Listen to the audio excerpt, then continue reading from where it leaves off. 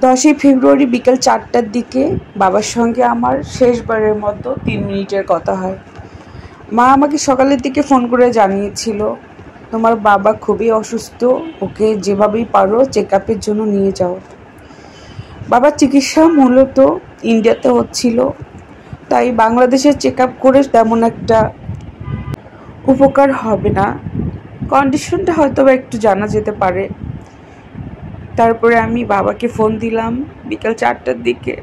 Phone দিয়ে বললাম, বাবা তুমি যদি না আসো তাহলে কিন্তু আমার একটা দুর্ঘটনা ঘটবে, আমি অসুস্থ, এই অবস্থায় তুমি আমাকে কাঁদাইও না, প্লিজ তুমি আসো। বাবা বলল, ঠিক আছে, আমি বাড়িতে গিয়ে তোমার মার সঙ্গে কথা বলে আমি বলতেছি।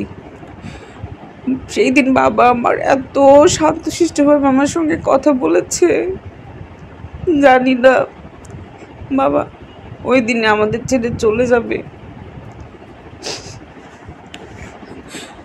বাবা ঠিকই বাড়িতে গিয়ে বাকি বলতেছে, তোমার মেয়ে এভাবে বলতেছে আমাকে যেতে, চলো আমরা কালকে যাই। আমি বাবাকে বললাম, বাবা আমি বিকেলের ফ্লাইট তোমার টিকিট করে দিই। বাবা বলতেছে, বাড়িতে গিয়ে তোমার মার সঙ্গে কথা বলি, তারপরে তুমি কালকে টিকিট করে দাও। এতটুকুনি কথা হয়েছিল সেই দিন। তারপর ওই দিন রাতে 10টার দিকে আমরা কিন্তু মোবাইল টোবাইল সাইলেন্ট করে ঘুমিয়ে যাই। 10টার দিকে আমরা মোবাইল সাইলেন্ট করে ঘুমিয়ে গিয়েছি আমার হাজবেন্ড সহ। তারপর 11:30টার দিকে, রাত 11:30টার দিকে প্রথমে আমার হাজবেন্ড টের পায়, দেখে মোবাইলের মধ্যে অসংখ্য কল, প্রায় 50-60টার মতো। তারপর আমাকে ঝাঁকিয়ে ঝাঁকিয়ে তুললো, দেখো দেখো মোবাইলে এতগুলো কল কেন আসছে, দেখো তো তোমার মোবাইলেও আসছে কিনা। পরে আমার মোবাইল দেখি সেম কেস। পরে আমি তো পুরো চিৎকার দিয়ে উঠছি, না জানি কি না কি হয়েছে। পরে আমার হাজবেন্ড আমার ভাইকে ফোন দিল, বলে ঘটনা কি ভাইয়া এত ফোন। তখন আমার হাজবেন্ড আমার ভাইয়াকে কি বলেছে জানি না। পরে ও বলতেছে, বাবা খুব অসুস্থ, চলো আমরা বাসায় যাই। সেই রাতেই আমরা রওনা দিলাম। অসুস্থ অবস্থায় কি যে কষ্ট করে রেন্টাল কার পেলাম না, বাসের মধ্যে আমরা চলে গেলাম। এদিকে আমার বাবা আমাদের ছেড়ে চলে গিয়েছে, আমাকে কেউ জানালো না। পরে বাড়ির কাছাকাছি গিয়ে অনেক লোকজন দেখতেছিলাম, দেখে এই যে চিৎকার করে কান্না শুরু করেছি। তারপরে যখন বাবার চেহারাটা দেখলাম, কি হাস্য উজ্জ্বল আমার বাবা, আমাদের চিরতরে চলে গেল। হয়তো কত কথা জমেছিল আমার সঙ্গে, কোনো কথাই বলতে পারলাম না। বাবার শেষ কথা আমার অতটুকুই ছিল, ওই দিন 3 মিনিটের একটা কথা ছিল, মামা তুমি যেখানেই থাকো ভালো থাকো, আমার জন্য অনেক অনেক দোয়া করি।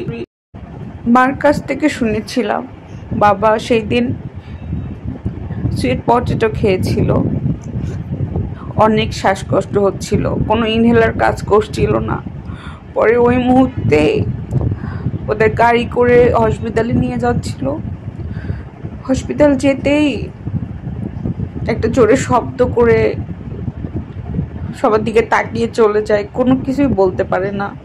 মা কেউ কিছু বলতে পারেনি, ভাইয়া কেউ কিছু বলতে পারেনি, নিঃশব্দে চলে গিয়েছে। খুব কষ্ট হয়েছিল, তার শ্বাসকষ্ট হচ্ছিল, 3-4টা ইনহেলার কাজ করেনি। ওটা ভাবলি না মনে দমটা বন্ধ হয়ে যায়, মনে হয় যে খোদা তুমি আমাকে এভাবে নিয়ে, আমার বাবাকে এত কষ্ট করে তুমি নিয়ে চলে গেলে।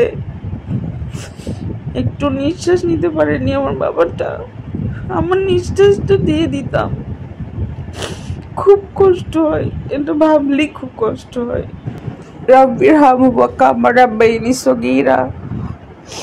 আপনারা সকলেই অনেক বেশি আমার বাবার জন্য দোয়া করবেন, আল্লাহ যেন আমার বাবাকে জান্নাতের উচ্চ মাকাম দান করেন, আমিন। তিনি তো আর নিজের জন্য দোয়া করতে পারবেন না, তিনি তো চলেই গিয়েছেন। আমাদের সকলের উচিত তার জন্য দোয়া করা। ভালো